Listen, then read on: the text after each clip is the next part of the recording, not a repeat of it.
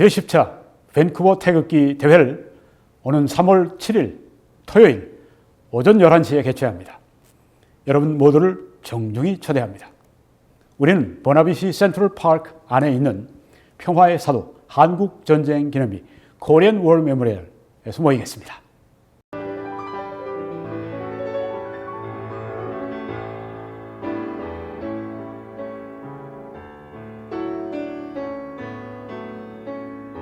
제 소개를 간단히 드리자면 시애틀에서 올라왔습니다.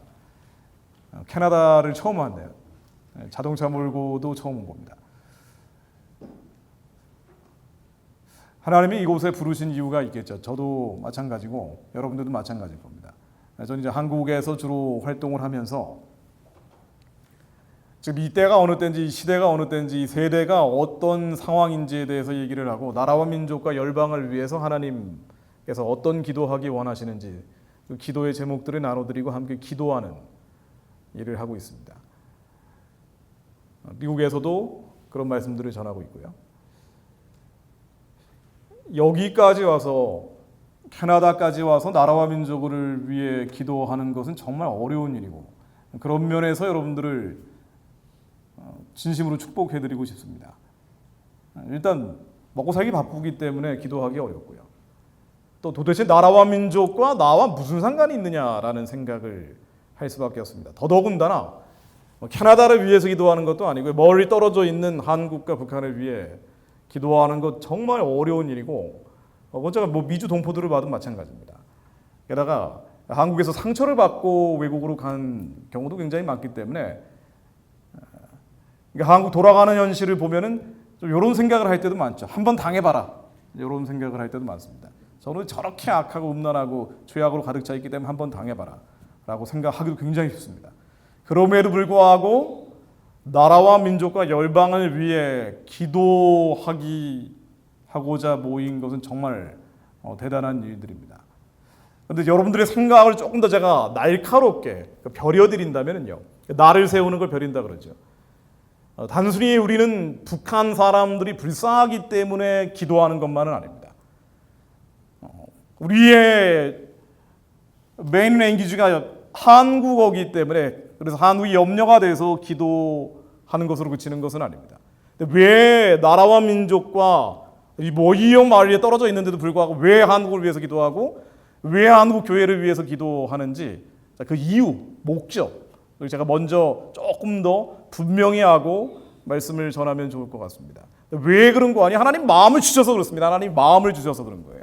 우리의 머리가 아니라 우리의 혼적인 영역이 아니라 우리 안에 하나님의 영이 오셔서 하나님의 영이 우리에게 감동을 주셔서 나라와 민족을 위해 기도합니다. 한 번도 가본 적이 없는 북한 사람들을 위해 기도합니다. 불쌍하죠. 맞습니다. 얼마 전에도 한 달 전에도 통계로 나온 것인데요.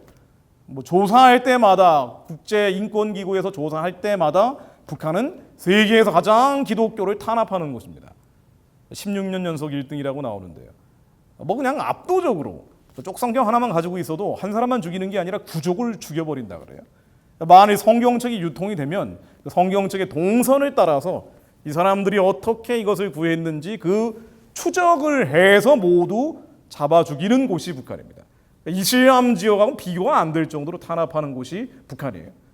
미국 국무성의 지난해 통계를 보면은 하루에 기독교인이라는 이유로 죽임당하거나 끌려가는 사람들, 끌려가는 사람들도 결국 시한부 생명일 수밖에 없는데 하루에 이렇게 죽임당하거나 끌려가는 사람들 숫자가 2.63명이랍니다. 그러니까 오늘도 2.63명의 지하 기독교인이라는 몰래 신앙을 가지고 있던 사람들이 형장으로 끌려가는 거고요. 제가 얼마 전에 자료를 보니까 북한의 지하 기독교인이 마지막으로 한마디 하라고 했을 때 입을 열고 한 말이 재갈을 물리고 죽이거든요. 그럼 자꾸 주여 주여 하면서 죽으니까 재갈을 물리는데 그걸 북한에서는 자갈박이라고 합니다. 자갈을 진짜 박아버려요, 입에다. 말을 못하도록. 자갈을 박아버리면 어떻게 되겠습니까? 워커발로 쑤셔 넣는 거예요. 이빨이 다 부서져 버리죠. 사지를 끊어서 거의 덜렁덜렁거리는 상태에서 제정신이 아닌 상태에서 죽입니다. 그러지 않으면 난리 나죠, 죽을 때. 그냥 죽이는 게 아니기 때문에.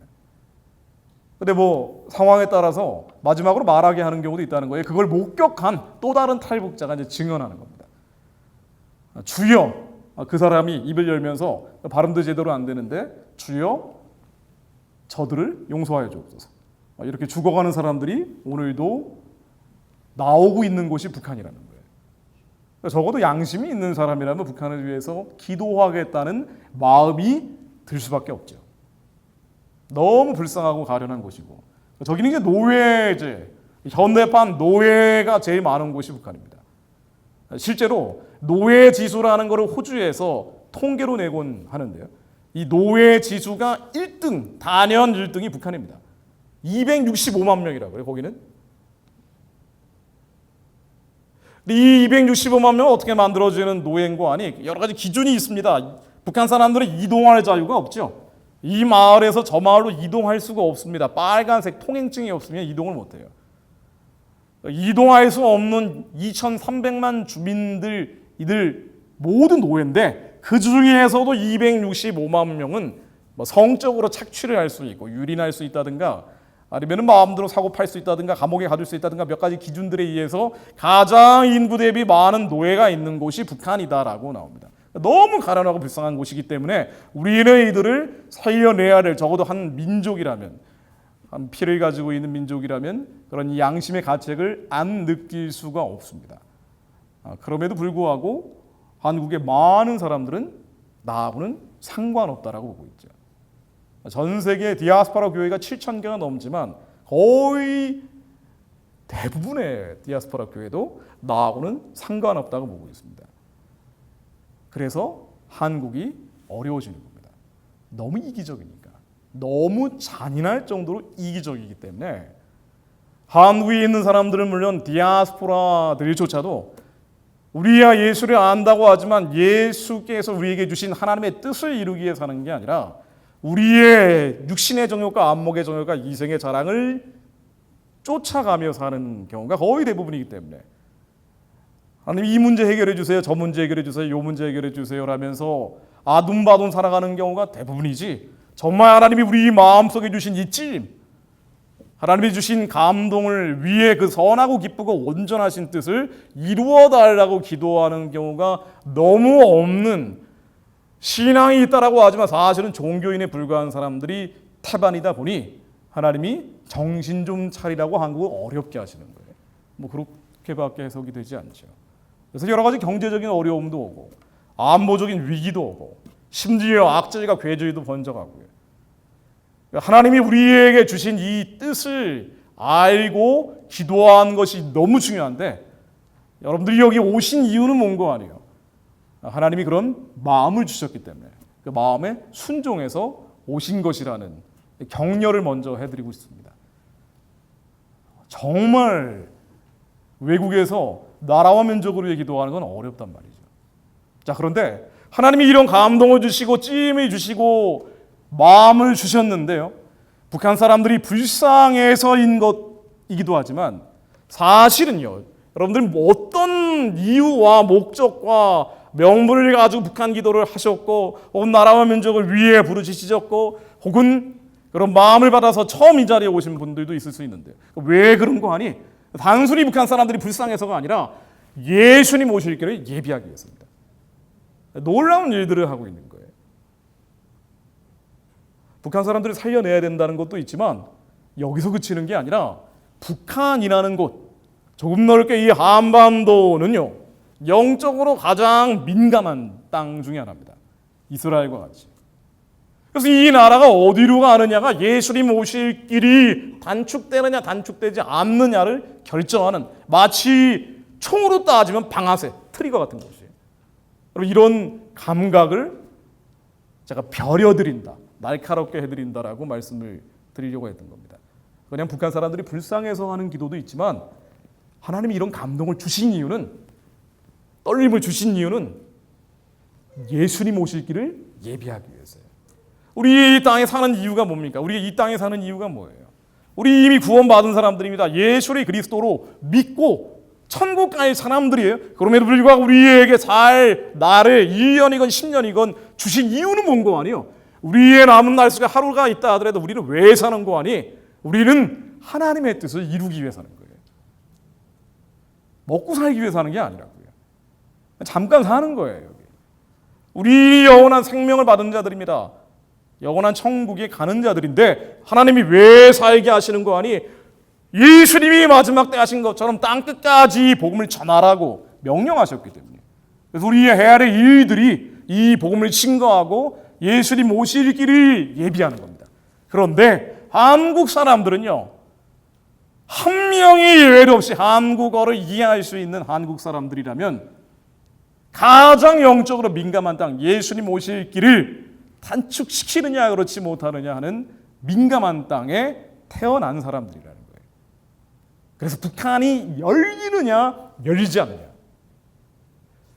북한의 저 끔찍한 우상 숭배 체제, 그렇죠. 아까 잠깐 영상에도 북한 기도를 안 하셨던 분도 아까 영상에서 다 보고 듣고 느끼신 부분들이 있을 겁니다. 북한은 김일성을 신이라고 하는 그 주체 사상이 지배하고 있잖아요. 이거 종교입니다. 일반 독재 국가가 아니에요. 김일성을 신이라고 얘기하는 이 우상 숭배 체제가 수년 내에 정리가 되느냐 되지 않느냐에 따라서 예수님 오실 길이 단축되느냐 단축되지 않느냐가 결정되는 매우 영적으로 민감한 땅에 있다는 거예요. 그래서 우리는 더 북한을 위해 기도하고 한민족뿐 아니라 사실은 남아있는 전 세계 크리스찬들이 북한을 위해 기도해야 될 이유가 여기 있습니다. 북한이라는 곳은요, 마치 열쇠 같은 곳이에요. 이 열쇠로 중국을 여느냐 열지 못하느냐가 결정이 됩니다. 우리가 시야를 조금 더 넓혀보면요, 중국도 지금 막 나가고 있어요. 영적인 차원에서 보면은 마구잡이로 나가고 있습니다. 2018년에 중국의 기독교 탄압 지수가 43이었는데요. 지난해 23위로 껑충 뛰었습니다. 근데 사실은요, 이 뛰는 속도가 세계에서 1등인데 이게 왜 23위밖에 안 되는 거 아니? 중국이 너무 넓어서 그런 거예요. 근데 사실은 북경을 포함한 대도시에서 기독교 탄압은 그야말로 북한 뺨을 칠 정도로 빠르게 악화되고 있습니다. 그래서 2018년 2월 달에 중국의 종교사무조례라는 게 통과가 됐어요. 그래서 이 종교사무조례에 따라서 공산당이 종교를 지배하도록 하는 거예요. 그래서 교회마다 공산당 규례 조약 같은 거를 붙이도록 하는 것과 함께 시진핑 사진을 붙이면, 십자가 대신에 시진핑 사진을 붙이면 보조금을 지급하는 상황으로 온 겁니다. 자, 그러다가 지난해 11월에 이 종교사무조례를 조금 더 강화시킨 조례를 통과시켰습니다. 올해 1월 달에 또다시 이것을 강화시킨 걸 통과시켰습니다. 2월 달에 이걸 집행하기 시작했어요. 그래서 이제 어떻게 되는 거 아니? 모든 종교는 공산당이 통제한다는 거예요. 그래서 예배를 드리건 집회를 하건 기도를 하는 것조차도 공산당이 사전에 허가를 해줘야 된다는 거예요. 그러니 종교의 자유라는 건 완전히 무너져 버린 겁니다. 그리고 시진핑 사상을 가르쳐야 된다라고 되어 있어요. 자, 이곳이 중국입니다. 그래서 중국에는 지하교회 지도자라고 하면서, 지하교회가 사실은 중국에서는 북한처럼 심각한 건 아니에요. 그러니까 중국의 지하교회라는 것은요, 당국의 허가를 받지 않은, 허가받은 교회를 삼자교회라고 그러거든요. 이 삼자교회가 아닌 것을 지하교회라고 합니다. 그러니까 만일 이런 지하교회가 나오면은요, 허가받지 않고 예배드리면 국가 전복 혐의로 감옥에 10년 정도 수감이 됩니다. 근데 중국의 감옥은 일반 감옥이 아니고 라오가이라고 해서 노동교화소라고 하는 사실상의 정치범 수용소예요. 거기 가면은 한 5년 못 버티고 죽는 경우가 태반이라는 거예요. 중국이 지금 그야말로 적그리스도적으로 변하고 있습니다. 자, 내년 혹은 그 이후 정도 되면 중국의 CCTV가 20억 개가 넘어간다라고 예측이 되고 있습니다. 중국 인구가 14억 인구인데 20억 개가 넘어가면은 신생아들까지 포함한 이 사람 숫자보다 더 많은 CCTV가 중국 공산당에 의해서 관리되고 그리고 통제된다는 얘기입니다. 심지어 사상 감정 밴드라는 거를 중국에서는 지금 시행하려고 하고 있어요. 이 사상 감정 밴드가 뭐냐면요, 예를 들면 큰 광장에 모여서 사람들이 밴드를 머리에다 쓰는 거예요. 그래서 이 사람의 지금 마음 상태가 어떤지를 리딩하는 겁니다. 중국의 지도자가 연설을 할 때 반발을 하는지 안 하는지가 컴퓨터로 다 그래프로 나온다는 얘기예요. 이게 마치 조지 오웰의 소설 동물농장에 나오는 빅브라더가 지배하는 적그리스도 사회와 거의 똑같은 모습으로 가고 있는데 또 이게 나중에 귀찮아질 거 아닙니까? 하여번드 쓰는 게. 그럼 어떻게 하겠어요? 그 다음에 어떻게 하겠습니까? 이 감정은 통제를 해야 되는데 칩을 넣어야 되겠죠. 이게 음모론에서 나오는 얘기가 아니라 실제로 중국에서 벌어지고 있는 일들입니다. 자, 그런데 이런 중국이 반기독교 적그리스도적으로 점점 팽창을 하는 것을, 이것을 중국 공산당에서는 일대일로라고 부릅니다. 이 중국적 가치 질서를 전 세계적으로 퍼뜨리겠다는 거예요. 이 중국식 가치 질서를 전 세계로 퍼뜨리는 일대일로가 이제는 새로운 실크로드라고 해서 이 아랍권까지 몰려가다 보니까 가장 그 영향력 아래서 민감하게 영향받는 곳이 바로 한반도가 된 겁니다. 자, 그러면 한국은 어디로 갈 것이냐? 어디로 갈 것이냐? 한국이 만일 중국 질서 안에 편입돼 버리면요, 그러면 한국의 교회도 중국을 닮아갈 수밖에 없습니다. 이 한국과 중국 사이에 일종의 범퍼 역할을 하는 곳이 북한이에요.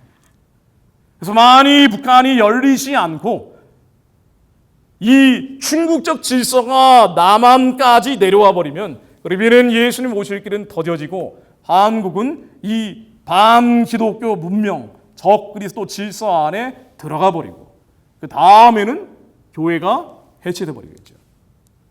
이 영향은 전 세계에 있는 한인 디아스포라가 그대로 받게 될 겁니다. 그대로 영향을 받는다는 건 뭐냐면요, 우리의 무관심과 이기심에 대한 그 뿌린 씨앗에 대한 열매를 전 세계 디아스포라도 받아먹게 된다는 거예요.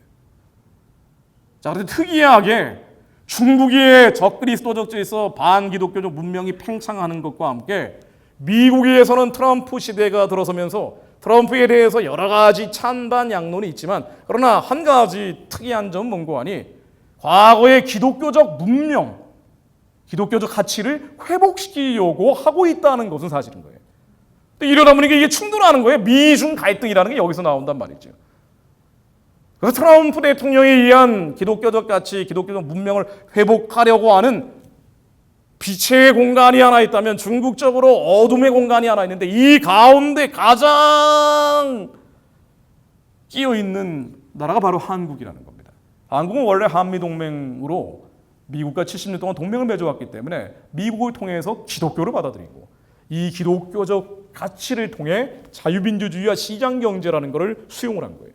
그래서 전 세계에서 가장 빠른 경제성장, UNDP, UN 개발계획에도 대한민국이 EU 역사상 가장 빠른 경제성장을 이뤘다라고 단연 넘버 원이라고 찍혀있는 그 대한민국의 한강의 기적을 만들어낸 겁니다.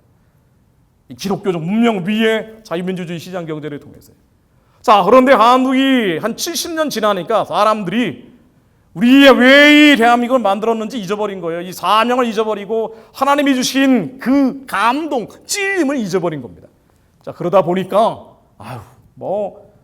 이 땅에서 문제 해결하다 가는 거지라는 육신의 정욕과 안목의 정욕과 이생의 자랑까지 쏙쏙쏙 머릿속에 들어오고 그러다 보니까 이제는 한미 동맹도 필요하지 않은 걸림돌이다라고 하면서 중국적으로 빨려 들어가자라는 얘기를 노골적으로 하는 정치 세력이 권력을 잡고 진행하는 겁니다. 아까 얘기하는 1대1로라는 이 중국식 가치와 질서잖아요. 남한의 대통령이 1대1로에 적극적으로 들어가겠다라는 얘기를 여러 번 하고 있단 말이에요. 심지어 중국과 한국은 문명 공동체라는 얘기를 여러 번 했습니다. 한미동맹 70년 동안 문명 공동체라는 얘기를 미국에 대해서는 한 번도 한 적이 없는데 아니 어떻게 중국의 공산당 질서하고 문명 공동체라는 얘기를 하고 있냐 말이에요. 지금 한국은 그 중간에 끼어 있습니다. 그리고 이 중간에 끼어 있는 사실은요, 미국 쪽으로 가느냐 중국 쪽으로 가느냐 같긴 하지만 기독교 문명으로 가느냐 아니면 반기독교 문화로 가느냐 이게 갈라지는 거예요. 한국이 어디로 가느냐, 한국은 적그리스도적으로 가느냐 아니면 친그리스도적으로 가느냐. 만일 한국이 적그리스도적 반기독교적 질서를 선택하게 된다면요, 그러면 한국은 아마 예수님 오실 길을 준비하기는커녕 예수님 오실 길을 준비하는 게 뭡니까? 선교하는 나라죠. 선교는커녕 우리는 그야말로 기독교를 억압하는 문화를 전 세계적으로 퍼뜨리는 나라가 될 거예요. 그 유명한 한류를 통해서. 한류라고 하면은 이슬람은 물론 이스라엘까지 한국 사람들에 대해서 호감을 갖는데 이 한류에서 만들어낸 비디오 같은 거 보면 맨날 뭐 이러고 있는 적그리스도적 상징을 가지고 하는 경우가 많단 말이에요. 그러니까 한국이 이런 요소도 있는 거예요. 그래서 한국이 어디로 가느냐? 매우 민감한 지역일 뿐 아니라 2020년 한 해가 매우 민감한 시기다. 어디로 가느냐? 한민족이 어느 방향으로 가느냐? 친기독교로 가느냐? 반기독교로 가느냐? 적그리스도적으로 가느냐? 아니면 친그리스도적으로 가느냐? 예수님 오실 길이 예비하느냐? 예비하지 못하느냐? 이것을 결정할 수도 있는 한 해가 2020년이라고 많은 사람들이 입을 모아 얘기하고 있는 겁니다. 그래서 이 2020년 한 해 우리 민족이 운명을 결정할 수도 있다라고 하는데 방향을 결정하는 거죠. 뭐 나라가 하루아침에 쉽게 망하고 흥하고 이런 차원이라기보다는요. 뭐 올해 전쟁이 나고 안 나고 이런 차원이라기보다는요. 방향이 결정되는 거예요. 어떤 방향으로 가는지. 그러면 이 어떤 쪽을 선택하느냐인데 결국 이건 뭔고 아니에요. 북한 문제입니다. 방아쇠가 북한이에요. 우리가 북한 문제를 어떤 방향으로 다루고 그리고 핸들링하느냐. 사실은 다루고 핸들링하느냐는요. 그 뒤에 그리스도인들이 어떤 방향으로 기도하느냐입니다. 어떤 방향으로 기도하느냐에 따라서 북한의 운명은 물론 한민족 전체의 운명이 판가름 날 수 있습니다. 그게 4월 달 한국의 국회의원 선거입니다. 이 4월 총선에서 한국이 어떤 방향으로 가느냐가 큰 방향성을 결정할 수밖에 없다는 거예요. 이것은 뭐 이른바 좌파라고 불리건 아니면 우파라고 불리건 사실은 이런 이데올로기 차원만의 문제가 아니에요. 훨씬 뛰어넘는 영적인 차원의 문제입니다. 우리 민족의 방향이 어디로 가느냐가 결정되는 거예요. 북한 사람들 2,300만을 해방하느냐 구원하느냐의 문제뿐 아니라 저 끔찍한 인권 유린 체제를 장기적으로 영속시키느냐 마느냐 이것을 판가름하는 문제이기도 하고요. 당연히 우리의 이 장기 존속을 시키게 되면 한국은 그에 따른 무관심과 이기심 때문에 한국도 반드시 어려움을 겪느냐 마느냐도 판가름 날 수밖에 없습니다. 제가 아주 재밌는 발언을 하나 인용을 해드릴게요. 4월에 한국에서 국회의원 선거, 물론 해외 교포들도 선거를 할 수 있게 됐습니다만은 이게 어떤 의미를 가느냐. 많은 분들이 이거 참 중요하다라고 보죠. 자, 그런데 한국의 여당의 원내대표하는 분이 지난 2월 4일 날 했던 발언을 제가 한번 인용해 보겠습니다. 이번에 4월에 한국의 총선을 치른 다음에 그 다음에 어떤 일들이 벌어지느냐. 토지 공개념과 비정규직 차별 해소를 위한 동일노동 동일임금과 경자유전 원칙 등을 개헌 헌법을 바꾸겠다. 부동산을 재산 증식의 수단으로 삼지 않고 주거와 복지 차원에서 접근할 수 하는 방향으로 가겠다. 자, 이게 무슨 얘기인지 잘 이해가 안 되실 거예요. 일반 국민들이 이거 잘 이해 못합니다. 한국에 산다고 해도 이해가 잘 안 되는 얘기예요. 이해 못하라고 하는 얘기입니다. 그래서 제가 설명을 잠깐 드리려고 하는 겁니다. 그러면서 얘기하기를 종교시장 언론 등 법으로 설명되지 않는 헤게모니가 있는데 헤게모니 권력이를 헤게모니라 그러죠. 촛불혁명 예전에 박근혜 대통령 탄핵될 때 이걸 촛불혁명이라 그러잖아요. 자, 이거를 그들이 촛불혁명이라고 얘기하는데 이것은 촛불혁명은 단순한 정권 교체뿐 아니라 언론과 검찰과 재벌 등의 개혁을 제기했던 것이며 이번 총선을 통해 반영할 것이다. 무슨 얘기냐면요. 우리의 촛불혁명이라는 걸 통해서 지난번에 정권을 바꿨는데 이 차원이 아니고 이제 남아있는 것들이 헤게모니가 남아있는 것들이 있다는 거예요. 언론도 검찰도 재벌도 다 개혁을 해야 된다. 헤게모니를 바꿔야 된다. 주도권을 바꿔야 된다. 그러면서 이 주도권을 바꾸는 내용 중에 토지 공개념이라는 게 들어가야 되고요. 경자유전, 밭을 가는 사람들만이 그 토지를 소유하는 것. 만약 밭을 갈지 않는 사람들이면 토지를 소유하지 않도록 하는 방향으로 토지제도도 바꿔야 된다. 그러면서 동일노동, 동일임금까지 헌법에 반영시키겠다. 이게 뭐냐면요. 제가 쉽게 말씀드릴게요. 중국식으로 가자는 얘기입니다. 그래서 한국의 법무장관 하는 분도요. 한국은 중국식 토지제도로 가야 된다는 요지로 발언을 했었어요. 그래서 한우이 토지 제도를 경자유전, 즉 밭을 가는 사람이 아니면 토지 소유를 못한다. 그리고 국가가 토지를 소유하는 방향으로 가야 된다고 여권 인사가 여러 차례 얘기를 했단 말이에요. 중국이 그런 나라 아닙니까? 토지는 국가가 소유를 하고 국민은 사용권만 갖는 곳으로 가야 된다라고 얘기를 여권 인사가 했어요. 이 한국이 토지 제도도 바꾸겠다는 거예요. 그러면 어떻게 되는 거 아니에요? 여러분 어떻게 될 것 같습니까? 땅 투기 같은 건 없어지겠죠. 그 대신에 국가가 모든 걸 소유하는 거예요. 그럼 그런 사회를 뭐라 그러죠? 국가가 이런 토지를 소유하는 것은. 예. 적어도 미국, 캐나다, 서구선진국들은 아닙니다. 그런 나라는 모두 개인이 토지를 소유합니다. 기업이 토지를 소유합니다. 그래서 토지는 국가가 소유해요. 그럼 국가는 어마어마한 권력이 되겠죠. 국가의 지배자인 그 대표, 그를 대통령이라고 부르든 수령이라고 부르든 이야말로 어마어마한 권력을 갖기 때문에 시진핑도 어마어마한 파워를 누리고 있는 거예요. 이 토지를 개인 소유에서 공개념으로 바꾸는 순간부터 시작이 된단 말이에요. 이해하겠다는 굉장히 무시무시한 얘기입니다.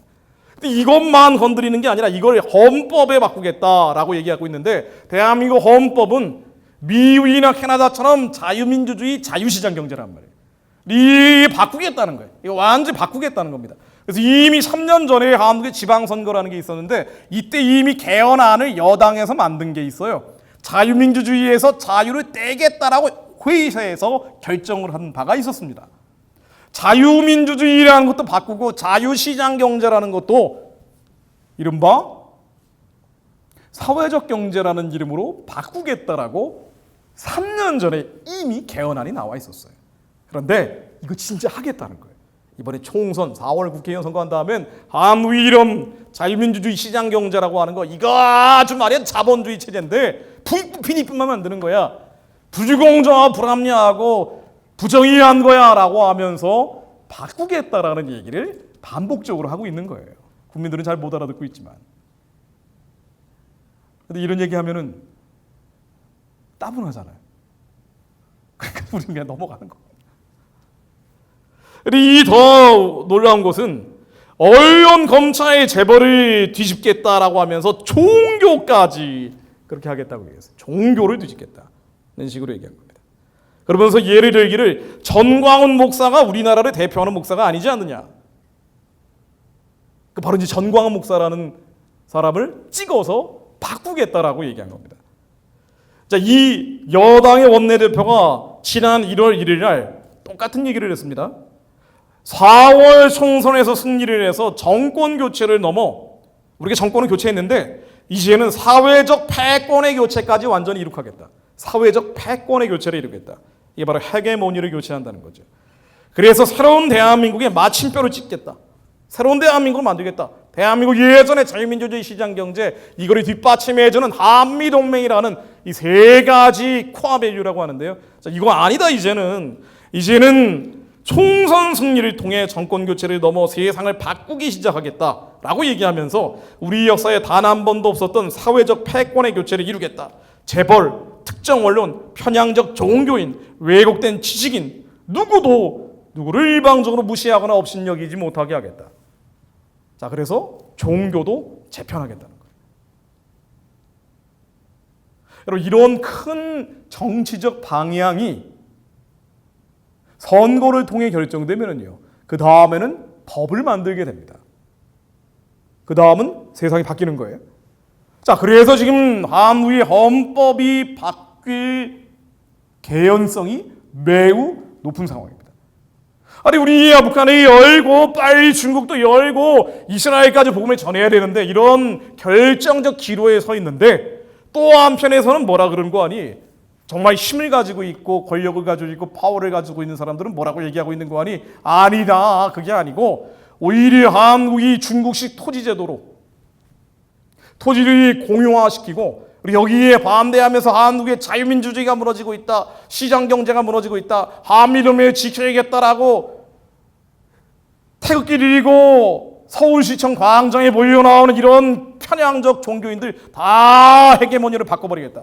한마디로 퇴출시키겠다는 얘기예요. 그럼 한국이 어떻게 될까요? 헌법을 바꾼다는 얘기예요. 근데 헌법 개정안은 이미 나왔어요. 나왔는데 이 헌법 개정안이 핵심은 자유민주주의 시장경제라는 걸 건드린다는 거예요. 이 한미동맹이라고 하는 70년 미국과의 동맹 질서를 이제는 재편, 말이 좋아 재편이죠. 뒤집겠다는 얘기입니다. 그러면서 중국에 대해서는 우리는 운명의 공동체다. 1대1로에 편입하는 것이 맞다라는 식으로 계속 얘기 나오면서 심지어 대통령의 외교안보특보라는 분은 주한미군이 철수한 뒤에 북한의 핵 문제가 해결되지 않았을 경우 중국의 핵 우산 밑으로 들어가는 것이 어떻겠느냐라고 공식 석상에서 얘기한다고. 자, 그래서 지금 한국에서 벌어지는 문제가 이 상황들을 요약하면 뭐냐면요. 한국은 기존의 질서를 다 채로 쳐서 흔들려고 하는 그런 때인데요. 좋게 말하면은 북한이 열리고 중국이 열리고 복음을 땅끝까지 전할 수 있는 선교의 길이 뻥 하고 뚫릴 수도 있고요. 그게 아니라 한국이 북한과 중국의 대륙 문명권 안에 빨려 들어가면서 한국은 미국 중심의 서구 문명과는 상당한 거리를 둔 희한한 체제로 바뀌어버릴 가능성이 매우 높은 때 지금 우리는 서 있다는 얘기입니다. 그래서 여러분들이 북한 기도를 한다는 건 뭐냐면 단순히 북한 사람들을 위해 기도하는 것도 있지만 이거로 그치는 게 아니에요. 북한을 열어내느냐 열어내지 못하느냐는 북한 사람만 살리는 게 아니라 한국 사람들 그리고 한국의 교회를 지켜내느냐 지켜내지 못하느냐 우리 한국의 체제를 지켜내느냐 지켜내지 못하느냐 이것도 결정하는 그런 중요한 기도를 하고 계시다는 얘기입니다. 그래서 우리는 잘 모르지만 자꾸 인터넷으로 뉴스를 보면은 뭔가 불안한 거예요, 한국이. 그래서 나라를 위해 기도해야 되는 거 아닌가라는 마음이 확 들어버리는 겁니다. 뭔가 한국이 잘못 가는 거 아니야?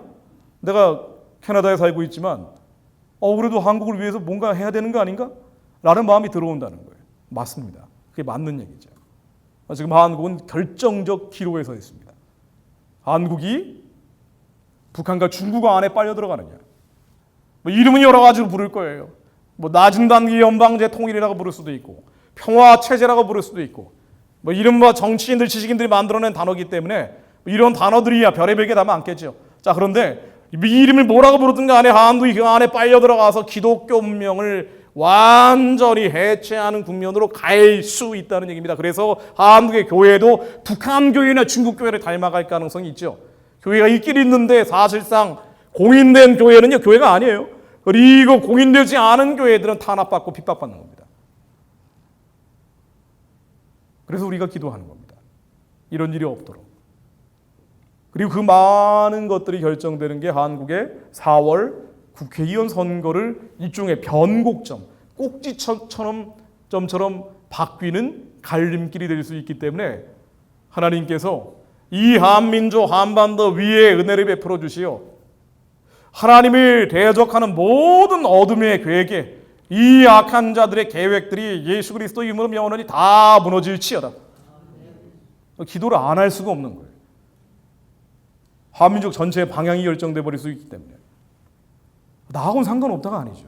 물론 여기 계신 분들한테 그런 말씀을 드릴 필요가 없습니다만은 혹 영상을 나중에 인터넷을 통해서라도 볼 분들이 계시기 때문에 나하고 상관없는 문제가 아니죠. 이게 브라질 교포하고 상관없는 문제입니까? 우간다 교포하고 상관없는 문제입니까? 아닙니다. 한국이 전 세계의 보편적인 가치, 자유민주주의 시장 경제는 보편적인 가치예요. 미국식 가치가 아니고 인류의 보편적 가치, 자유, 인권, 민주를 강조하는 보편적 문명입니다. 우리의 여기하고 담을 쌓고 북한과 중국 이거는 노골적으로 반기독교 적그리스도적으로 가고 있는데 여기에 한국이 빨려 들어가는 그 순간부터 그 다음에는 어떻게 됩니까? 한국인 전체가 이야말로 평가절하되는 거예요. 우리의 들고 다니는 이 여권 파워가 세계 몇 등 안에 드는 정도로 한국이라 그러면은요 알아주는 나라가 됐는데 이제는 외국 나가도 중국 사람, 일본 사람이라고 얘기할 필요가 없게 된 게 이미 수십 년 전인데 그야말로 북한 취급당하는 거예요. 심지어 지금 남한 대통령이 자기 임기 내에 낮은 단계 연방제로 북한과 통일하겠다고 얘기를 하고 있는데요. 그렇죠. 북한을 구원하고 해방한 뒤에는 반드시 통일을 해야 됩니다. 우리가 선교하는 제사장 나라가 되기 위해서는 통일을 해야 돼요. 근데 우리가 해야 되는 통일은 복음 통일이란 말이에요. 우리가 해야 되는 통일은 자유민주주의 통일입니다. 우리가 해야 되는 통일은 북한의 자유가 회복되는 통일이에요. 북한 사람들이 하나님의 불을 복음이 들어가는 통일입니다. 이게 아니라 무슨 통일하겠다고 얘기하고 있는 거 아니? 연방제 통일을 얘기하고 있어요. 교포들 중에도 헷갈리는 분들이 굉장히 많습니다. 북한과 통일에 대한 마음을 받은 분들이 통일 얘기하면 이게 주류다, 메인스트림이다 보니까 자꾸 연방제 통일 어쩌고 저쩌고 하는 분들이 굉장히 많단 말이에요. 여러분, 미혹되면 안 됩니다.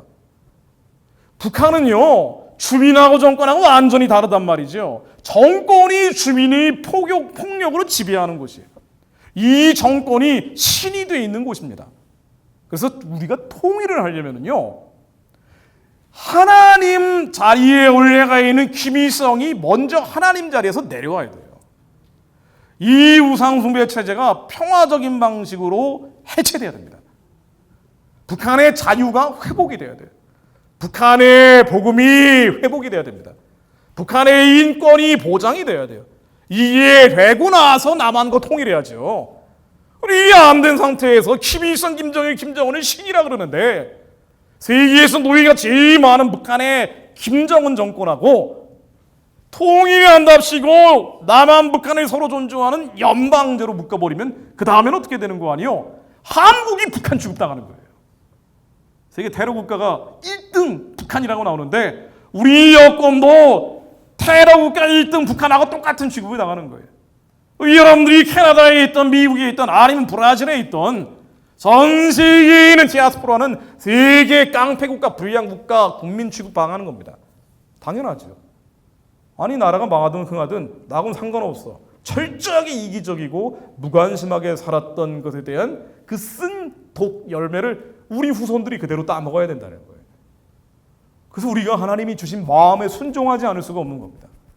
우리의 주신 나라와 민족을 위해 기도하라는 이 찔림에 순응해서 기도를 안 할 수가 없는 거예요.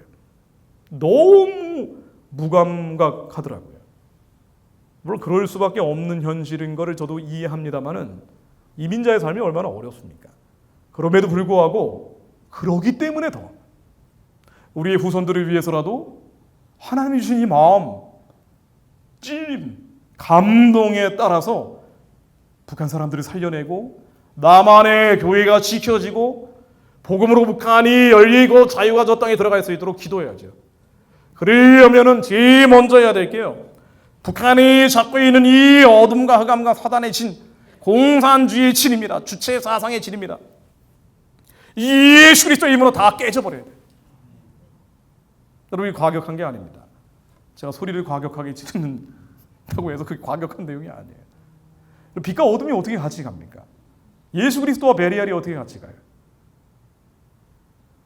이 결정적 기로, 결정적 갈림길에 서 있는 한민족이 이 남한의 교회를 지켜내느냐 지켜내지 못하느냐, 한국을 자유민주주의 시장 경제를 지켜내느냐 지켜내지 못하느냐, 한국이 한미동맹을 유지하느냐 유지하지 못하느냐, 여권에서는 아예 한미동맹 넘어서 자란 사람들이 한둘이 아니란 말이에요.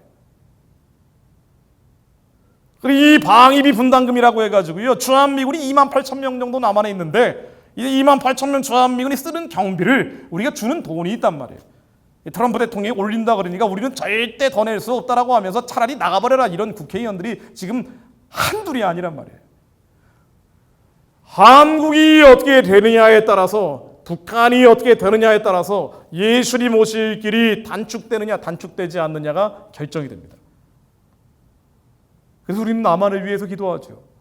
하나님, 이 남한 땅에 하나님이 대적하고 교회를 부정하고 유불론 공산주의 주체 사상 따라다니면서 한미동맹 작살내고 자유민주주의 시장경제, 대한민국의 가장 근본이었던 이 틀거리를 뒤집으려고 하는 모든 이 악하고 추하고 더러운 영들은 뒤에 계획이 있습니다. 이 악하고 추하고 더러운 계획들이 폭로되어 예수 그리스도의 명언이 다 무너질지어다. 정말 기도하셔야 됩니다. 해외에 계신 분들일수록 더 기도하셔야 됩니다. 남한 내부에 있으면 정신을 못 차려요. 현장에 있으면 뭐가 뭔지 구분이 안 될 때가 더 많습니다. 밖에 있으면 조금 더 명확하고 클리어해질 때가 많죠. 그래서 남한을 위해 하나님 이 모든 악한 계획들, 무슨 이 연방제 통일이니 뭐니 하겠다라는 이 무모한 계획들 예수의 이름으로 명하노니 다 무너질지어다. 연방제 통일한다고 하면서요, 해외에 계신 분들이기 때문에 제가 한 말씀만 첨언을 하자면요, 북한 통일 문제 관심 갖고 기도하는 건 정말 귀한 일입니다만은 너무나 안타깝게도 북한 통일 문제에 관심 있는 교포분들 가운데 주류를 따라가고 메인스트림을 따라가다 보니까 관심 갖는 건 좋은데 부정확하게 기도하는 경우가 많아요. 결과적으로 하나님을 대적하는 일도 빈번합니다. 그럼 연방제 통일이 되면은 연방제가 통일이 중요한 게 아니에요. 어떤 면에서는 더 중요한 건 북한 사람들이 해방되고 구원받는 거란 말이에요. 저 땅에 복음이 들어가는 거란 말이에요. 저 땅에 자유가 선포되는 거예요. 저 땅이 회복되는 겁니다. 그러면은 그 다음에 예수 안에서 자연스럽게 통일이 되는 거란 말이죠. 그런데 인간적인 생각이 앞서고 인본주의적인 사상이 앞서다 보니까 통일이 더 앞서서 북한의 저 악한 공산주의 체제, 저 어둠의 우상숭배 체제하고 연방제로 묶어버리자라고 얘기가 나온단 말이죠. 미국이나 캐나다처럼 한 연방으로 들어가 버리는 거예요. 그리고 각자의 체제는 각자가 갖고 그리고 외부적으로만 한 나라가 되자고 얘기하는데 이게 얼마나 어이없는 얘기냐 말이에요. 황당무계한 얘기입니다. 북한 사람들은 영원히 노예 상태로 내버려두고 통일만 하자는 거예요. 우리 해야 되는 건 저 땅에 복음이 들어가고 자유가 들어가는 것인데 이것이 되도록 먼저 기도해야 되는데, 여러분, 이 연방제 통일이 되려면 먼저 한반도에 평화체제라가 나와야 된다. 평화협정이 맺어져야 된다. 종전선언이라는 게 맺어져야 된다라는 그 주장을 이른바 북한과 결탁돼 있고 연합돼 있는 사람들이 많이 떠들어댑니다. 그 뭐냐면은요, 뭐 이거 설명하자면 한두 끝도 없어요. 제가 오늘 PPT를 안 쓰는 이유도 시간을 줄이기 위해서였습니다. 상황을 설명하면 한두 끝도 없습니다. 다 답답하고 갑갑한 문제. 이 뒤에는 하나님의 마음을 같이 누리고 기도하는 게 더 중요하기 때문에 제가 생략하는 내용들입니다. 간단히 말씀드리면은요, 연방제 통일, 평화체제, 평화협정, 종전선언 다 같은 단어들이에요. 뭐냐면은요, 한미동맹 끊자는 얘기예요. 한반도에 평화가 왔기 때문에 미군 나가라는 얘기입니다. 한반도의 전쟁 끝났기 때문에 미군 나가라는 얘기예요. 그래서 북한과 중국과 러시아가 입을 모아서 70년 동안 떠들어댔던 게 빨리 종전선언 맺고 한미동맹 해체해라, 빨리 평화협정 맺고 한미동맹 해체해라, 빨리 평화체제 만들어 한미동맹 해체해라, 이 얘기를 70년 동안 하면서 그 결과 연방제 통일로 가자고 했단 말이에요. 북한이 남미 관계를 끊어내기 위해서 날조해 왔던 용어가 바로 이런 단어들인데, 그런데 북한 통일 문제 관심 있는 특히나 디아스포라에 계신 분들도 이 단어 붙잡고 기도하는 분들이 너무 많더라고요. 미국에는 더 더군다나 많아요. 캐나다도 그럴 겁니다. 나라와 민족을 위해 기도하자 그러면서 빨리 한반도의 평화체제가 정착될 수 있게 기도하십시오. 여러분, 이런 얘기 들어보신 적 혹시 있으신지 모르겠어요. 없기를 바랍니다만. 그게 뭐냐면요, 한미동맹 끊어질 수 있도록 기도하자는 거예요. 빨리 중국의 공산주의 문명권 안에 한국도 들어갈 수 있게 해달라고 기도하는 겁니다. 종전선언 맺으면은요, 6.25 전쟁은 아직 공식적으로 안 끝낸 거거든요. 근데 이거를 끝내버리면 그러면 한미동맹 끊어지는 거예요. 그래서 북한이 주장한 거고 중국이 주장한 거고 러시아가 주장하는 거란 말이에요. 그러면서 대북 인도적 지원하자는 얘기만 합니다. 지금은요, 여러분들 때를 정확히 아셔야 돼요. 북한 사람들에 대해서 누구보다도 연민과 고통을 가지고 있는 저도요, 대북 인도적 지원하자는 얘기 안 합니다. 그걸 할 때도 있고 하지 말아야 될 때도 있어요. 지금 그거 할 때가 아니에요. 북한 사람들을 해방하고 구원하는 기도해야 될 때입니다. 대북 인도적 지원이라고 북한의 불쌍한 아이들 사진 영상 띄워주면서 그게 이 아이들한테 갑니까? 안 갑니다. 자세한 얘기는 제가 나중에 기회가 되면 할게요. 제가 지금 말씀드리는 게 중학교 내용이라면 대북 인도적 지원은 대학교 내용입니다. 지금 그거 할 때가 아니고요. 북한 주민에게 들어가지도 않는 정치범 수용소에서 23만 명 갇혀서 거기서 다 죽어나가는데 여기에 단 한 톨도 안 들어가는 쌀 보내자, 비료 보내자, 물자 보내자, 달러 보내자 이거 얘기할 때가 아니라 북한 사람들이 붙잡고 있는 이 공산주의 영적 어둠의 진이 예수 그리스도 이름으로 다 깨지라고 기도해야 됩니다. 지금은 먼저 해야 될 기도가 있는 거예요. 너무 중요한 때이기 때문에. 남한의 유해가 지켜지느냐 지켜지지 않느냐, 북한 사람들이 해방되느냐 구원받느냐, 여기에 따라서 우리 민족 전체의 방향이 결정돼 버립니다. 우리의 기독교 문명권 안에 남아서 선교하는 제사장 나라가 되느냐, 그래서 우리의 후손들이 특히나 영어를 할 줄 아는 여러분들의 2세 3세들이 저 황량황폐한 북한 땅에 다시 파송돼서 북한에 학교 세우고 병원 세우고 교회 짓고, 그래서 이들을 훈련시켜서 중국의 10억 인구를 복음화 시키느냐 시키지 못하느냐. 왜냐하면 영미권이 주도해서 북한은 열 가능성이 많기 때문이에요. 그래서 우리의 후손들이 하나님께 큰 쓰임을 받느냐 못 받느냐. 그래서 우리의 후손들이 몽골의 초원을 넘며 티벳의 고원을 넘어 이슬람권까지 예루살렘까지 복음 전하는 백성들이 되느냐 안 되느냐. 이게 이제 지금 결정될 시기에 있단 말이에요. 그럼 이제는 좀 정신을 차려야 돼요. 그래서 종전선언, 평화협정, 평화체제, 연방제통에 이런 단어 좀 쓰지 마십시오. 여러분 이런 단어가 있으면 여러분 경계하셔야 됩니다.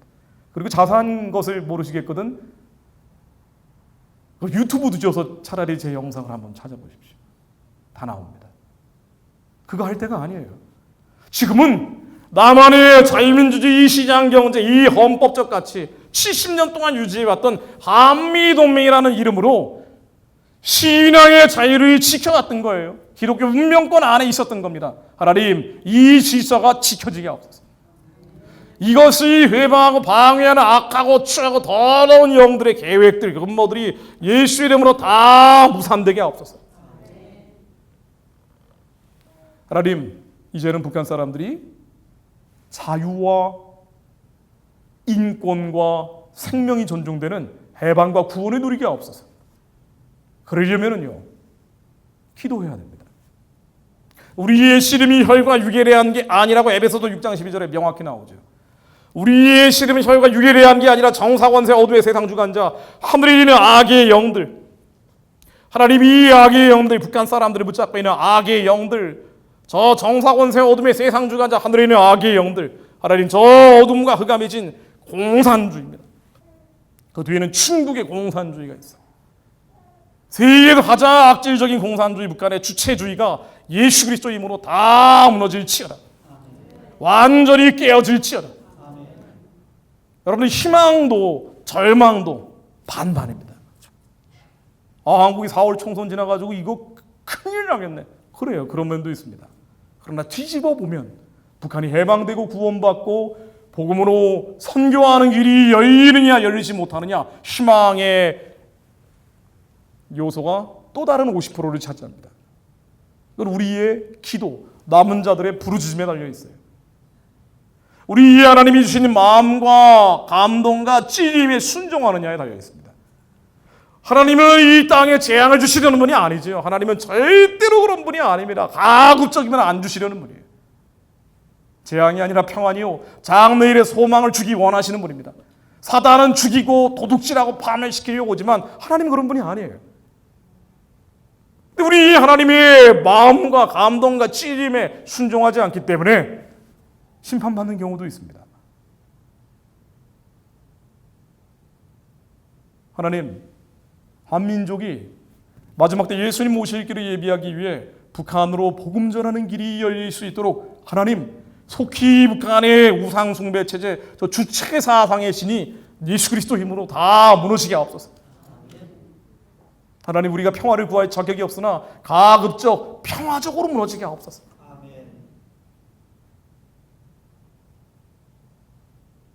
만일 2020년을 기점으로 한국의 교회와 디아스포라 7천여 교회들이 하나님의 마음과 감동과 떨림과 찔림에 순종하지 않아서 기도하지 않으면 한국은 당분간 어려움을 겪을 거예요. 북한은 구원되거나 해방되지 않고 저 노예 상태는 장기 존속될 겁니다. 그 뒤에 중국이 있기 때문에, 그리고 한국도 그 안에 빨려 들어갈 겁니다. 그럼 한국의 교회는 무너져 갈 겁니다. 아니 미국이나 캐나다는요 뭐 차별금지법 통과돼도 땅덩이나 넓으니까 피해 다닐 때 숨어 다닐 때나 있죠. 한국은 그런 데도 없어요. 한번 악법 통과돼 버리면 그냥 쓰나미처럼 몰려가 버린단 말이에요. 어떤 면에서는 차별금지법 통과되어 있는 중남미 나라보다 한국의 국가인권위원회를 통해서 통제되고 있는 친동성애 정책들이 훨씬 더 심각한 경우도 많다고요. 영미권에서는 차별금지법이 통과돼야 그래야 동성애에 대해서 비판적으로 얘기하면 법적인 제재가 들어가잖아요. 근데 지금 한국은 차별금지법 통과 안 돼도 이미 10여 년 전부터 비판적 얘기하면 당장 소송 들어옵니다. 근데 법까지 통과되면 그때는 훨씬 더 폭압적으로 나간다는 얘기예요. 이미 2018년 7월 달에 국가인권기본계획 NAP라는 게 한국의 대통령 명령으로 통과됐습니다.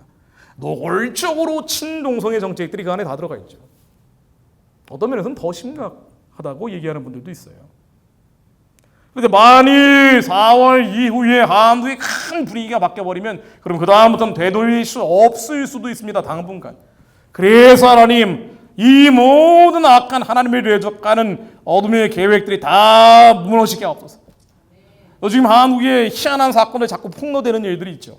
하나님 더 드러나게 하옵소서. 이 악한 계획들이 다 폭로되어 하나님 미혹되어 있는 한국 사람들 정신 차리게 하옵소서. 하나님 이 무감각한 우리의 영이 깨어지게 하옵소서. 그리고 북한의 어둠의 진 흑암의 진이 빨리 예수의 이름으로 깨어지게 하옵소서. 마지막으로 제가 이 말씀 잠깐 드리려고 합니다. 여러분 지금 한국 상황을 보면서 절망적으로 보시는 분들도 많아요. 다음번 총선이 어떻게 되겠느냐? 4월 국회의원 선거가 어떻게 되겠느냐? 지금 집권 여당이 민심을 많이 잃었습니다. 그냥 드라이 터치를 하는 겁니다. 아주 건조하게 말씀해 드려볼게요. 선거에 영향을 미치는 말은 할 수가 없고요. 그런데 이른바 반문재인 정서가 많아지고 있는 것은 사실인데 이게 야당, 보수 야당 쪽으로는 가지를 않아요. 조각조각 4분 5일 된 데다가 아마 총선 때까지 완전한 통합은 불가능할 겁니다. 탄핵이라는 문제가 정리가 안 돼서 그래요. 그만큼 무기력하고 무능하다라는 실망감이 많단 말이죠. 그래서 어디로 갈지 사실은 정확히 알 수는 없습니다. 그래서 기도해야 됩니다. 하나님을 대적하는 이들은 하나님 이번 4월 총선에서 정리되게 하옵소서. 하나님이 경외하고 두려워하는 이들이 하나님 한국의 국정 운영에 참여하는 길이 열리게 하옵소서. 그리고 우리가 하나님께 받은 이 마음과 감동과 떨림과 찌임이 있는데 하나님 이 감동과 마음과 떨림과 찌임에 우리가 순응하고 순종하게 하옵소서. 이 순응하고 순종하는 마지막 말씀을 드리려고 합니다. 우리가 눈에 보이는 것들은요 절망적인 경우가 많죠. 꼭 한국 상황뿐 아니라 우리의 인생을 개인적으로 돌아봐도요. 지금 무슨 나라와 민족을 위한 기도를 하냐 말이에요. 내 코가 석자인데 우리의 아이들 문제가 이렇게 많은데 무슨 나라와 민족을 위한 기도예요. 그래서 절망하고 낙심낙담하는 일들이 너무나 많습니다. 제가 20년 이 일을 해왔는데요. 북한 기도 마음을 받은 분들, 저 가련한 자들에 대해서 감동과 떨림과 찔림을 받은 이들이 정말 모아보면은 잠실체육관에 모으는 것보다 훨씬 더 많은 사람들을 모을 수 있겠습니다만은 그 가운데 지금 기도하고 있는 분들은 한 줌밖에 안 됩니다. 다 어떻게 됐을까? 다 현실에 휩쓸려가는 거예요. 우리 인생이 너무 힘들고 괴롭고 아프다 보니까 하나님 주신 마음은 있는데 그것을 묻어두고 실제가 되도록 기도하지 못합니다. 그러나 우리는 모두 구원받은 자들이고요. 반드시 예수 그리스도께서 이 땅에 다시 오실 때 주님의 심판대 위에 세워질 자들입니다. 하나님 우리에게 물어보실 거예요. 나의 약속은 어디 갔니? 나의 약속은 어디 갔니? 우리가 북한을 구원하고 구원하지 않고의 차원이 아니고요. 저도 하나님이 주신 이 마음들이 있는데 우리에게 왜 사느냐고 물어볼 때 하나님 이 마음을 실제의 기업이 될 수 있도록 기도하며 행하기 위해 사는 것이라고 우리는 알고 있는데 못할 때가 너무나 많단 말이에요. 왜 그러냐면요, 믿지 않기 때문이에요. 나의 약속은 어디에 왔니라고 예수님 많이 물어보신다면 우리는 왜 하나님께 징치당하는 거 아니에요? 믿지 않았기 때문이에요. 우리의 정말 하나님이 이 마음과 감동과 떨림과 찔림을 믿었다면 우리는 기도했을 겁니다. 근데 현실 앞에서 도저히 안 될 것 같은 우리의 현실 앞에서 안 될 것 같으니까 포기해버린 거예요. 우리는 믿지 않은 것에 대한 하나님의 회초리를 받아야 됩니다. 그래서 우리는 믿음을 새롭게 하기 위해 이런 자리를 갖는 거예요. 하나님 우리에게 주신 나라와 민족과 열방을 향한 우리에게 뭔가 실존적 이유가 있잖아요. 우리가 살아가야 되는 이유, 그냥 아이들을 키우기 위해 사는 게 아니라 뭔가가 있는데, 예전에 새벽 예배할 때 받은 그 감동들이 있는데, 어디가 집회에서 받았던 하나님의 그 떨림이 있는데, 맞아요. 우리는 그걸 위해 사는 거예요. 그런데 왜 우리는 지금 그걸 못 해왔는 거 아니에요? 믿지 않았기 때문입니다. 현실이 너무 답답하고 갑갑하니까 도저히 안 될 것 같았던 거예요. 그래서 우리는 그 믿지 않은 것에 대해서 하나님께 이 믿음이 적은 자라고 칭찬받을 수 있습니다. 아니요, 받게 될 겁니다. 그래서 우리는 연약해진 무릎을 다시 일으켜 세워서 하나님, 우리에게 주신 이 약속과 감동과 떨림과 찔림들이 하나님 실제가 되도록 아버지의 뜻이 하늘에서처럼 이 땅 위에 이루어지게 하옵소서. 우리가 매일같이 외우는 주기도문이 뭡니까? 바로 그거예요. 아버지의 뜻이 하늘에서처럼 이 땅 위에서 이루어지이다. 그렇지, 이 땅은 홍중권세 잡은 자들이 지배하는 곳이기 때문에 아버지의 뜻은 기도하지 않으면 안 이루어지게 되어 있다고요. 그래서 우리의 믿음은 무엇입니까? 바랄 수 없는 중에 바라고 믿는 거예요.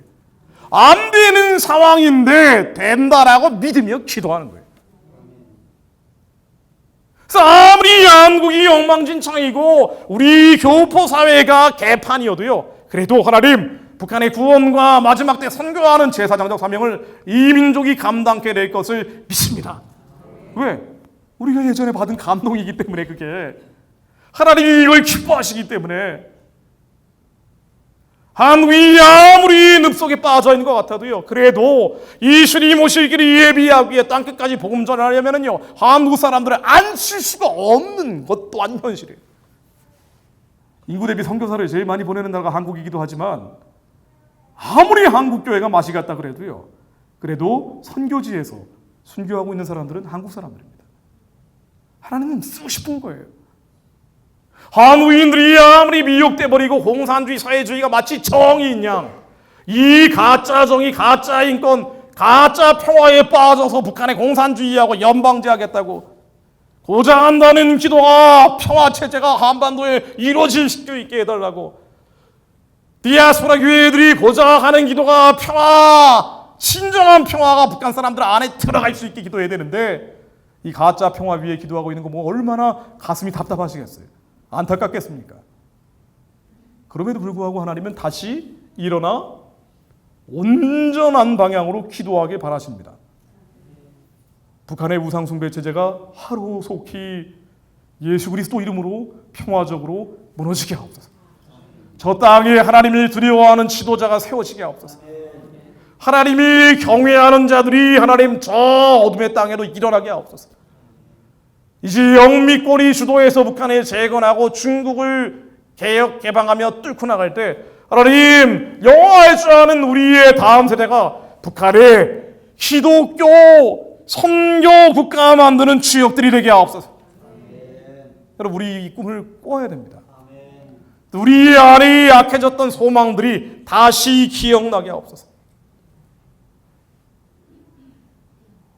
아브라함은요, 그가 믿음의 조상이 된 것은 왜 믿음은 뭡니까? 믿음은 뭘까요?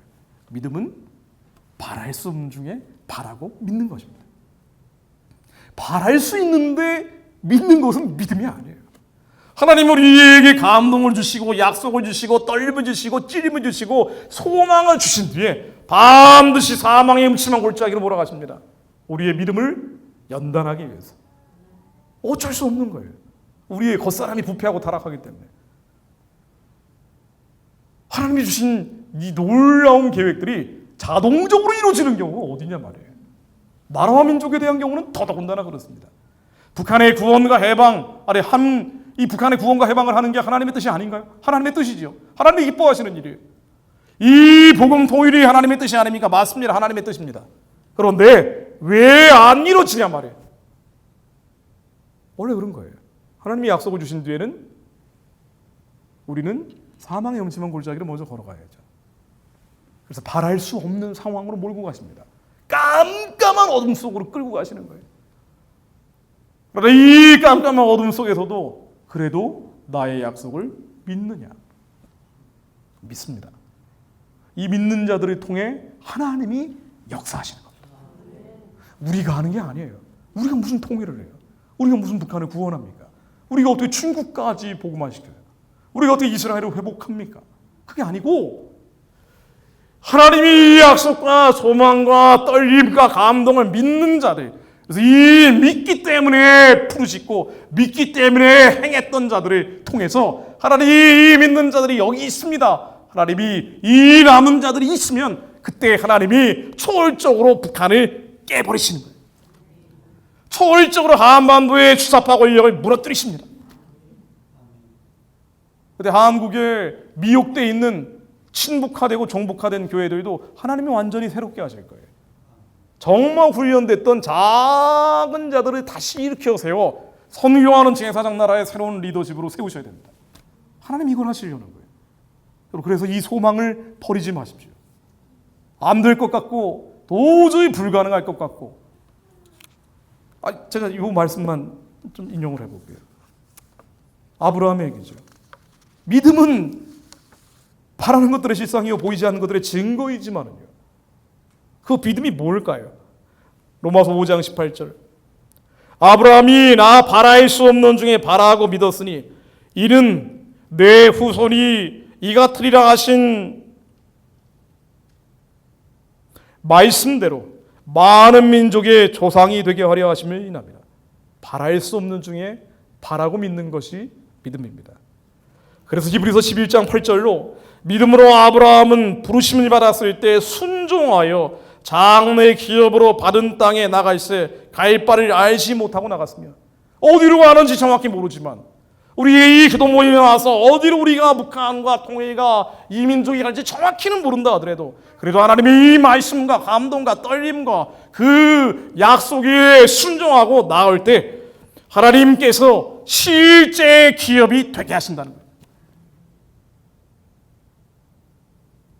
여기가 세문안교회입니다. 한국의 세문안교회를 세웠던 분이 언더우드입니다. 언더우드가 1885년 한 조선 땅에 와서 했던 기도가 이거예요.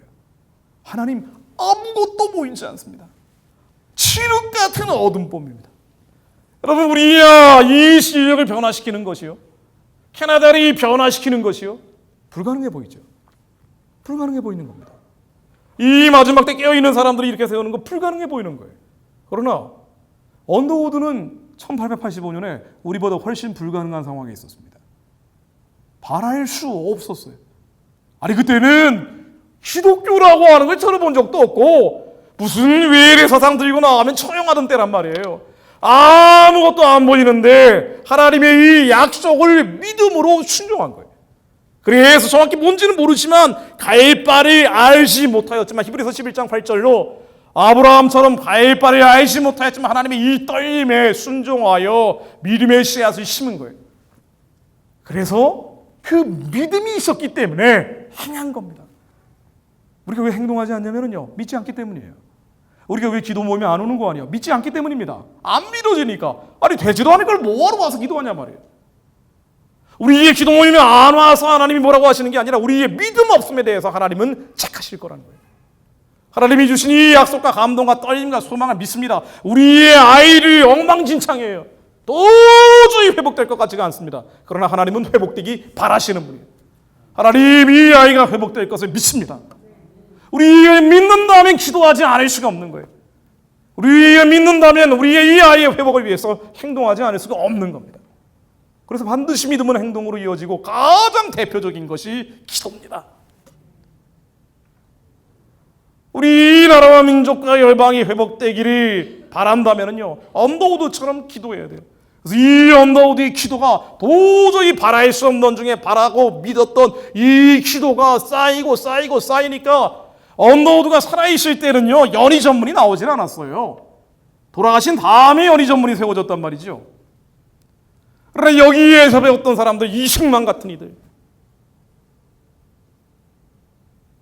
이들이 다시 배제학 땅에서 훈련받고, 남강 이승훈 선생 같은 분들이 오산학교를 세우고, 이 땅에 소망을 두는 것이 아니라 하늘에 소망을 두고 도저히 바랄 수 없지만 바라고 믿으면서 언젠가 조솔이 복음을 전하는 날이 올 것을 믿습니다.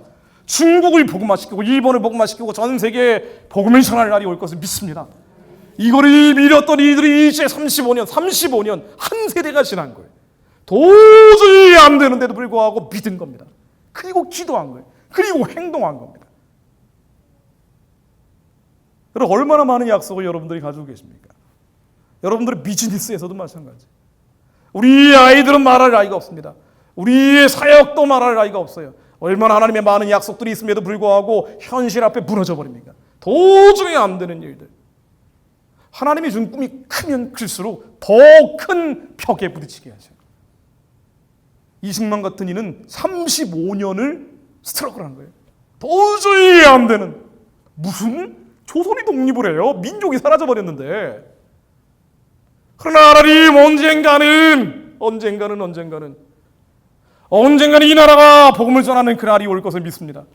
언젠가는 예수께서 저 땅에 저 만주와 연해주까지 그리스도로 영광 받으실 날이 올 것을 믿습니다. 이것을 믿는 이들이 있었기 때문에 다음 세대가 훈련받았고요. 그들이 광복된 이후에 대한민국 건국을 주도했고요. 그리고 대한민국 근대화를 주도하고, 그리고 이들이 세상에서는 한강의 기적이라는 걸 만들어냈습니다. 실제로 남강 이승훈 선생이 만들었던 오산학교의 제자 중 한 분이 한경직 목사님이었는데요. 이분이 이승만이 기독교로 나라 세우자고 1945년 광복돼서 전국을 떠돌아다닐 때 기독교계에서 가장 강력한 백업을 했던 분 중에 하나예요. 그렇게 배웠기 때문에, 믿음으로 연단받았기 때문에, 도저히 이룰 수 없는 상황 중에 반드시 된다라고 믿음으로 계속 고백하며 수십 년을 보냈기 때문에 북한은 반드시 구원받습니다. 복음으로 통일될 날이 올 것입니다. 그래서 이 한민족이 마지막 때 하나님께 쓰임받는 날이 옵니다. 우리의 믿음의 분량에 따라서 하나님은 초월적으로 역사하십니다. 기도하겠습니다. 하나님, 먼저 저희들이 이 상황과 현실 앞에 하나님의 약속을 버려버렸던 우리의 믿음 없음을 주님 앞에 회개합니다. 주님 앞에 완전한 자가 없을진데 저희도 너무나 불완전한 자들입니다. 힘들고 괴롭고 아프고 너무나 어려워서 하나님이 주신 떨림을 땅에 묻어버렸고, 달란트를 묻고 잊어버렸던 자처럼 저희들이 하나님의 소망을 버려버렸던 일들이 너무나 많습니다.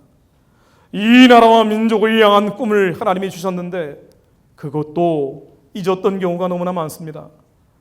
우리의 자녀들과 가정과 일터와 사역 가운데 하나님이 주신 소망이 있는데 하나님, 이것도 버렸던 적이 너무나 많습니다. 하나님, 그러나 우리의 죄악들이 아무리 크고 어마어마해도 우리가 우리의 죄를 자백할 때 주님께서는 의롭고 미쁘시사 우리의 죄를 사해 주신다는 주님의 말씀을 믿습니다. 예수의 피로 우리를 깨끗게 해 주옵소서. 우리의 믿음 없음이 하나님 다시 새롭게 주님 앞에 온전해지게 하옵소서. 우리의 믿음을 굳건하게 해 주옵소서. 하나님의 영을 저희들에게 충만케 해드려 주옵소서. 주님의 약속과 소망들이 다시 생각나게 하옵소서. 우리가 이 세례를 본받지 않고 마음이 새롭게 함으로 변화를 받아 하나님의 선하고 기쁘고 온전한 뜻이 무엇인지 분별하게 하옵소서. 하나님, 이 뜻이 기억나게 하사 부르짖게 하옵소서. 종일 종일하로 잠잠치 않고 여호와로 하여금 기억날 수 있도록 부르짖게 하옵소서. 하나님, 저희들이 나라와 민족을 향한 걱정과 근심과 염려가 있음에도 불구하고 기도하지 않았던 죄를 용서해 주옵소서. 하나님, 저희들로 하여금 기도하게 하옵소서.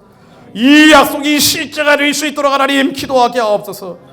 하나님, 북한의 어둠의 질이 예수 이름으로 무너지게 하옵소서.